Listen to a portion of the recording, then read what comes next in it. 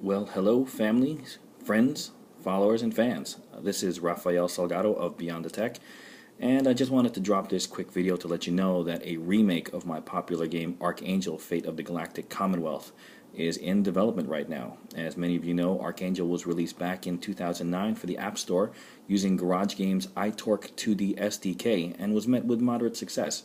And a quicker pseudo-sequel arcade version for the iPad was made in 2010 using GameSalad. I decided to recreate this game from scratch using Corona SDK, and I must say that I'm very pleased with the performance and capabilities so far. The new version will be a universal app, supporting even widescreen Retina for the iPhone 5 like this one, and Retina display in the iPad 3 and 4. Just a little disclaimer, the voices that you're going to hear in this early alpha are computer-generated placeholders until I can get a new cast of professional or amateur voiceover actors to provide over 150 phrases used in the game at any given time. And I'm actually hoping to get it in multiple languages so you can get the game Archangel to be played in Hebrew or in Japanese or Spanish and French, Italian, Russian, you name it. As many languages that I can put it into the game. I can even possibly download it as additional add-ons to the game, or just bundle it all in one, or even sell it regionally. I've developed a cool technique that I couldn't do in the previous SDKs, which allowed me to parse and queue up audio files in any sequence I want, giving me more dynamic sentences for a more realistic experience. The voiceovers are going to be positioned in 3D audio, so you can listen to all the chaotic chatter that normally goes on the bridge of a starship. So, without further ado, here's a little taste of the new Archangel.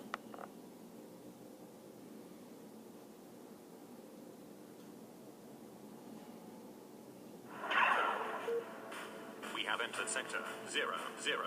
And one thing you'll appreciate finally is being able to play the game in any zoom scale. As you can see on the left side. The left is the zoom, and you can actually play the game all the way zoomed out or fully zoomed in.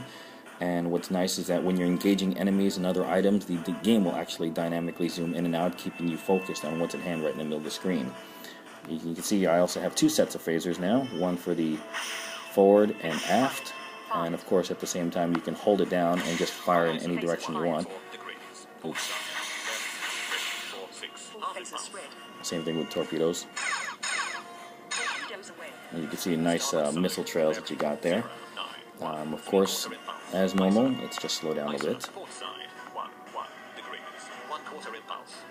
And you can see the voiceover.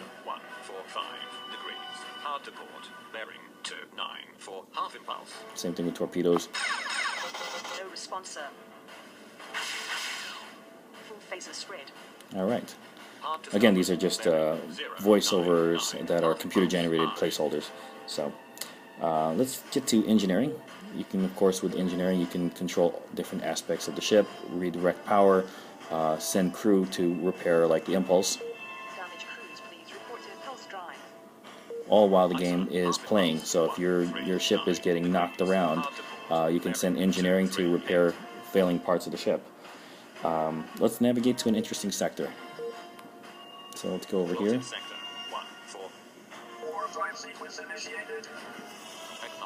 Starboard side, bearing 252, 1/4 impulse. And away we go. So, one of the biggest requests in the previous version was the ability to target objects. Of course, in this version, all you got to do now is just tap on an object, and now it's targeted. You can just fire. Phasers fired. They automatically target when they get into proximity. You can, of course, turn those things off.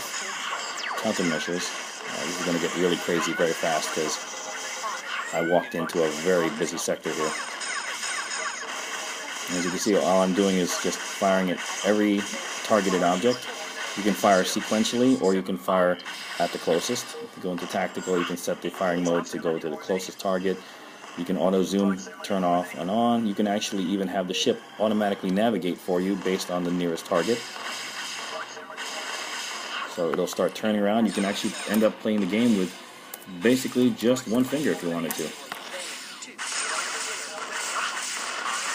So that's pretty cool. Countermeasures are also added to protect your ship. So You can take over autopilot, but it'll just resume right after 3 seconds. Aye, sir. I don't know if you guys can see such small detail, but there we go. Phases fired. Let's see, and of course shields are automatic, no more futzing around with having to raise or lower them. And you know, if you're fond of Kirk and Khan in the Mutara Nebula of Star Trek II, you'll appreciate or hate having to battle in a nebula with limited visibility and accuracy. And this game will be no different. Just like the original one, you're inside a nebula, everything's pretty foggy, it's hard to see, you zoom out, and some areas are thicker than others. And of course, if you just want to end it all, just like Khan did, you can self-destruct the ship.